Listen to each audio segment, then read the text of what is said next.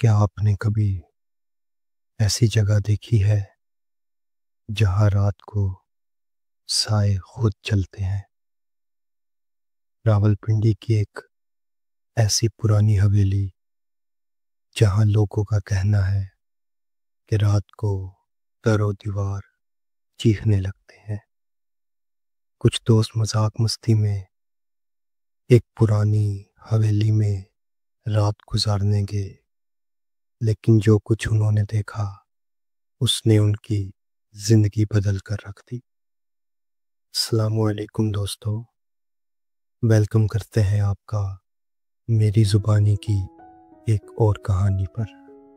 میرا نام علی ہے اور میں اس چینل پر آپ کے بھیجے ہوئے سچے واقعات نریٹ کرتا ہوں۔ آج کی ہماری یہ کہانی راولپنڈی سے ہمارے ایک سبسکرائبر نے بھیجی ہے۔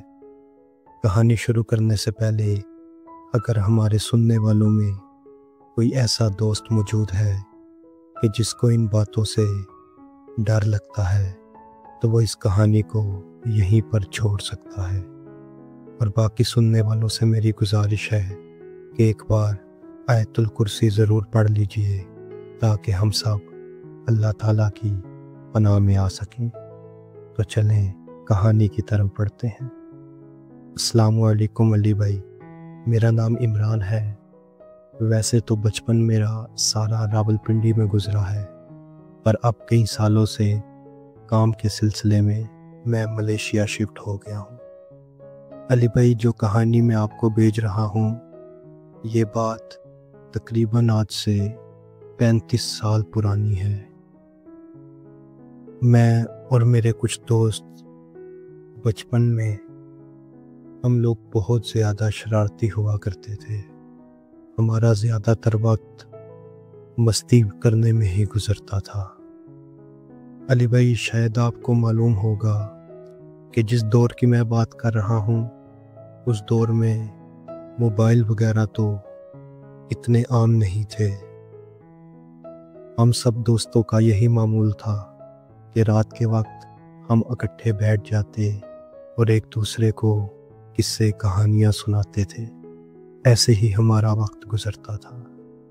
علی بھائی، اس وقت پر ڈرونی کہانیوں کی چھوٹی چھوٹی کتابیں چلا کرتی تھی جو بہت مشہور ہوا کرتی تھی۔ ہم دوستوں کا روز کا یہی معمول تھا کہ ہم ان کتابوں کو خرید لیتے تھے اور رات کے وقت اکٹھے بیٹھ کر وہ کہانیاں پڑھا کرتے تھے۔ ہر دوست اسی ہی کوشش میں ہوتا تھا کہ وہ اپنی کہانی سے دوسرے دوست کو ڈرا سکے۔ علی بھائی، ایک دن ہم دوستوں نے یہ ارادہ کیا کہ راولپنڈی کی مشہور حویلی جو کافی پرانی ہے، تقریباً اس حویلی کی عمر 100 سال سے اوپر ہوگی۔ ویسے تو ہم بچپن سے ہی اس حویلی کے بارے میں قصے سنتے آ رہے تھے، لیکن ایک روز ہم دوستوں نے یہ ارادہ کیا کہ کیوں نہ ایک رات اس حویلی میں گزاری جا سکے۔ ویسے تو علی بھائی، دن کے وقت اس حویلی میں ہر عام بندہ آ جا سکتا تھا۔ کافی سارے لوگ دور دور سے اس حویلی میں گھومنے پھرنے کے لیے آتے تھے، لیکن رات کے وقت اس حویلی میں رکنا ممکن نہیں تھا۔ اس حویلی میں مغرب کے بعد کسی بھی عام بندے کے جانے پر پابندی تھی۔ علی بھائی، کیونکہ ہم راولپنڈی کے ہی رہنے والے تھے تو ہم نے کوئی نہ کوئی جگاڑ لگا کر جو اس حویلی کے اس وقت کیئر ٹیکر تھے، جن کی ڈیوٹی تھی، ہم نے ان کی بہت منت سماجت کی اور ہم نے کسی طرح اجازت لے لی کہ ہم ایک رات اس حویلی میں گزارنا چاہتے ہیں۔ انہوں نے بھی اس شرط پر ہمیں حویلی میں رکنے کی اجازت دے دی کہ صبح ہوتے ہی حویلی سے نکل جانا اور زیادہ ہلا گلا شور شرابہ نہیں کرنا تاکہ باہر کے لوگوں کو پتہ نہ لگ سکے۔ علی بھائی، اپنے پلان کے مطابق ہم نے کھانے پینے کا سامان تیار کیا اور ساری وہ چیزیں ضرورت کی اپنے پاس رکھ لی جس سے ہم رات پورا انجوائے کر سکیں۔ علی بھائی، اس وقت میں ہم سب دوستوں کے پاس ایک ایک ٹارچ تھی جس سے ہم رات کو وہاں روشنی کر سکیں۔ ہم نے کھانے پینے کا سامان لیا اور حویلی میں داخل ہو گئے۔ مغرب کے بعد لوگوں کا ہجوم کم ہوتا جا رہا تھا۔ آہستہ آہستہ پوری حویلی خالی پڑ گئی۔ علی بھائی، جیسے ہی اندھیرا ہونا شروع ہوا، اس پوری حویلی میں ہم صرف 4 دوست موجود تھے۔ ہم نے حویلی کے صحن میں آگ جلائی اور اس کے ارد گرد بیٹھ کر رونے قصے ایک دوسرے کو سنانے لگے۔ ہماری کوشش یہی تھی کہ ہم ایک دوسرے کو ڈرا سکیں، اور ہر لڑکا یہی جتلانا چاہ رہا تھا کہ اس کو ان باتوں سے بالکل ڈر نہیں لگتا۔ علی بھائی، جب انسان کے اوپر ایک ایسی عمر ہوتی ہے، نئی نئی جوانی آ رہی ہوتی ہے، تو مستی کرنے کی بہت چل ہوتی ہے۔ ہمارا ایک دوست جس کا نام ویسے تو غفار تھا، پر ہم اس کو پیار سے ملک بلاتے تھے۔ اگر آپ کی راولپنڈی میں کسی کے ساتھ واقفیت ہے تو وہاں پر زیادہ تر لڑکوں نے ایک دوسرے کے نام ان کی قوم کے مطابق ہی رکھے ہوتے ہیں۔ ہم 4 دوست تھے، میں، ملک، شہزاد اور حکیم۔ ہم چاروں اس حویلی کے صحن میں آگ لگا کر ارد گرد بیٹھے ہوئے باتیں کر رہے تھے۔ پہلے تو کافی دیر بہت اچھی گزری۔ ہم ایک دوسرے کے ساتھ مستی مذاق میں ہی مگن تھے۔ علی بھائی، تھوڑی دیر گزرنے کے بعد ملک کو پیاس لگی اور وہ کہنے لگا کہ میں پانی لے کر آتا ہوں۔ ہم کھانے پینے کا سامان تو ساتھ لائے تھے، لیکن ہم نے اسے ایک کمرے میں رکھ دیا تھا۔ علی بھائی، میں یہاں پر آپ کو بتاتا چلوں کہ وہ حویلی تقریباً 40 سے 45 کمروں پر مشتمل ہے، اور جنہوں نے ہمیں اس حویلی میں رکنے کی اجازت دی تھی، انہوں نے ہمیں کہا تھا کہ صرف جو 5 سے 6 کمرے ہیں ان کو ہی آپ استعمال کرنا، باقی کمروں میں جانے کی اجازت نہیں ہے۔ علی بھائی، ملک اٹھ کر پانی لینے کے لیے چلا گیا۔ پیچھے ہم دوستوں کو شرارت سوجی کہ کیوں نہ ملک کو ڈرایا جائے۔ ہم نے آپس میں پلان بنایا کہ جیسے ہی ملک واپس آئے گا تو ہم دوست اس کے ساتھ چھپن چھپائی کھیلنے کا پلان بنائیں گے، اور ہم اس طرح سے اگیں گے کہ ہمیں ڈھونڈنے کی باری ملک کی ہی آئے۔ علی بھائی، تھوڑی دیر کے بعد ملک جب واپس آیا، ہم نے اس کو بتایا کہ چھپن چھپائی کھیلنے کا ہم نے ارادہ کر لیا ہے۔ وہ بھی فوراً تیار ہو گیا۔ ہم اپنے پلان کے مطابق اس طرح سے پگے کہ ملک کی ہی ہمیں ڈھونڈنے کی باری آ گئی۔ ہم سب دوست، تینوں دوست ایک ساتھ حویلی کے ایک کمرے میں جا کر چھپ گئے، اور ملک ہمیں ڈھونڈنے لگا۔ علی بھائی، ہمیں جن 5-6 کمروں کی اجازت ملی تھی، ہم ان کے علاوہ حویلی کے ایک کمرے میں جا کر چھپے تھے تاکہ ملک ہمیں آسانی سے ڈھونڈ نہ سکے۔ علی بھائی، رات کا سناٹا تھا، وہاں پر سانس لینے کی آواز بھی صاف صاف سنائی دے رہی تھی۔ ہمارا یہی پلان تھا کہ ملک جب ہمارے قریب ہوگا تو اس کے قدموں کی آواز ہمیں صاف صاف سنائی دے گی، ہم ایک کمرے سے دوسرے کمرے کی طرف بھاگ جائیں گے اور ملک کو پریشان کریں گے۔ علی بھائی، وہ حویلی ایسے بنی ہوئی ہے کہ آپ ایک کمرے سے بآسانی دوسرے کمرے میں جا سکتے ہیں۔ ہم چھپے ہوئے ملک کے آنے کا انتظار کر رہے تھے کہ ہمیں قدموں کی آہٹ سنائی دی۔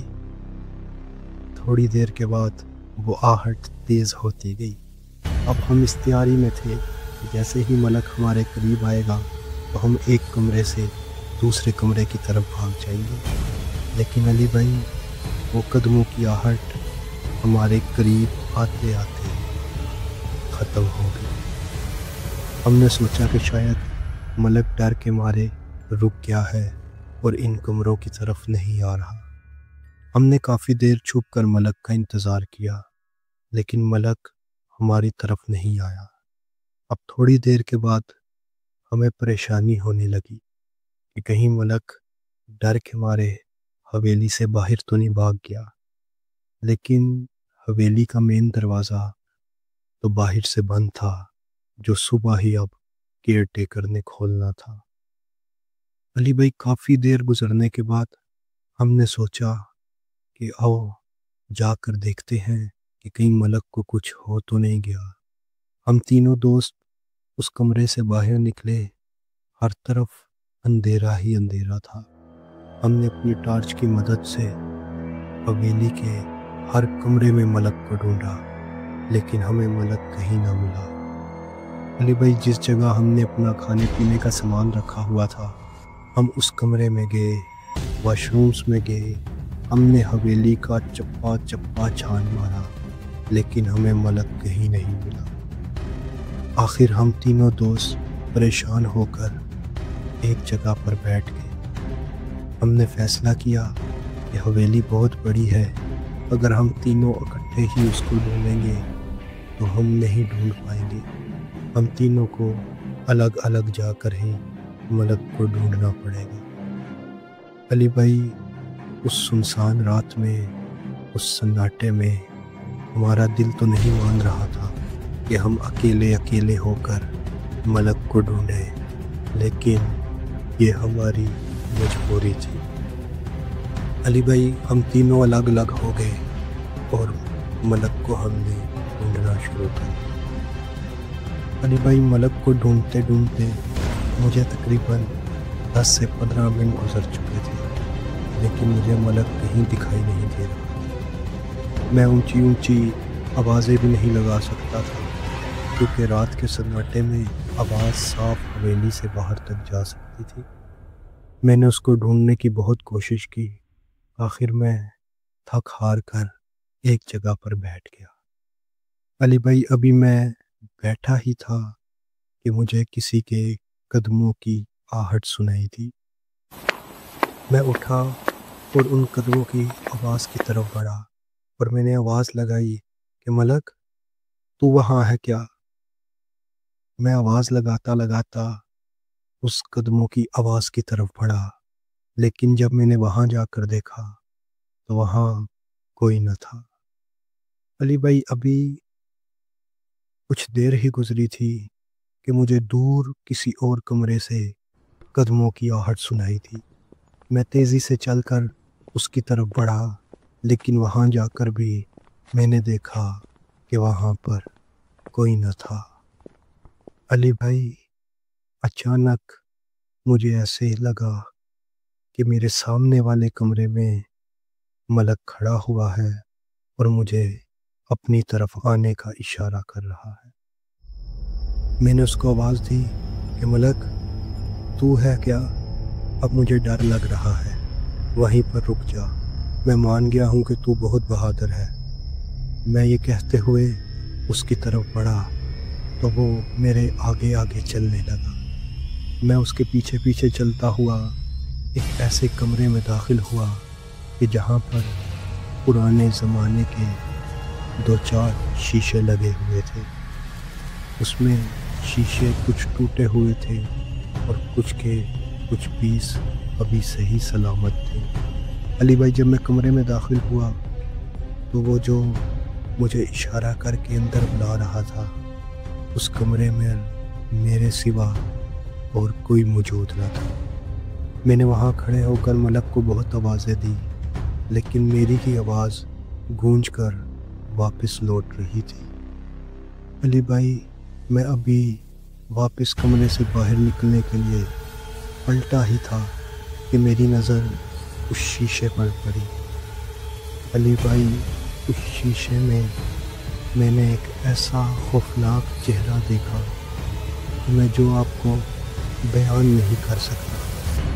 اس کے چہرے پر جھریاں ہی جھریاں پڑی ہوئی تھی۔ اس کی آنکھیں ایسی تھی کہ جیسے کسی جانور کی آنکھیں ہوں۔ علی بھائی ویسے تو سننے میں ایسے لگتا ہے کہ ایسے موقع پر بھاگ جانا چاہیے، لیکن مجھے خود معلوم نہیں کہ میرے قدم وہاں پر کیوں جم گئے تھے۔ میں ڈرا سہما ہوا صرف اس چہرے کو گوری جا رہا تھا۔ علی بھائی کچھ سیکنڈ کے بعد جب مجھے ہوش آیا تو میں چیختا چلاتا ہوا اس کمرے سے باہر بھاگا، اور باہر جہاں میں نے آگ لگائی ہوئی تھی میں چیختا چیختا اس جگہ پر جا کر پہنچا۔ میرے باقی دونوں دوست بھی میری آواز سن کر اس آگ والی جگہ تک آ پہنچے تھے۔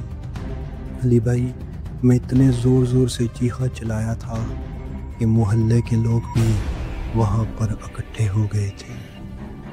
علی بھائی جو کیئر ٹیکر تھے جنہوں نے ہمیں اجازت دی تھی وہ بھی وہاں پر پہنچ گئے تھے، اور محلے کے لوگ بھی گیٹ کے باہر حویلی کے آ پہنچے تھے۔ سب نے مل کر دروازہ کھلوایا اور اندر داخل ہوئے۔ اندر جب انہوں نے ہم لڑکوں کو پایا تو کیئر ٹیکر کی بہت بےزتی کی گئی۔ وہ کیئر ٹیکر جو ہماری وجہ سے بے عزت ہو رہے تھے انہوں نے صاف انکار کر دیا کہ مجھے تو معلوم ہی نہیں ہے کہ یہ بچے یہاں پر کہاں سے ہیں۔ ہم سے جب پوچھا گیا تو ہم نے بتایا کہ ہم چھپ کر اس حویلی میں داخل ہو گئے تھے کہ تاکہ یہاں پہ رات کو ہلا گلا کر سکیں۔ ہم نے ان لوگوں کو بتایا کہ ہمارا ایک اور دوست جس کا نام غفار ہے وہ بھی ہمارے ساتھ آیا تھا، لیکن پچھلے کئی گھنٹوں سے وہ لاپتہ ہے۔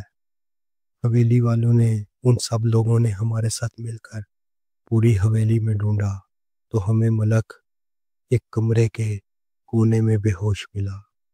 ہم نے ملک کو اٹھایا اور ہم اس حویلی سے باہر چلے گئے۔ صبح جب ہمارے گھر والوں کو پتہ لگا تو ہم بہت زیادہ بے عزت ہوئے، اور علی بھائی ملک بیچارہ 15 دن تک ہسپتال میں ایڈمٹ رہا۔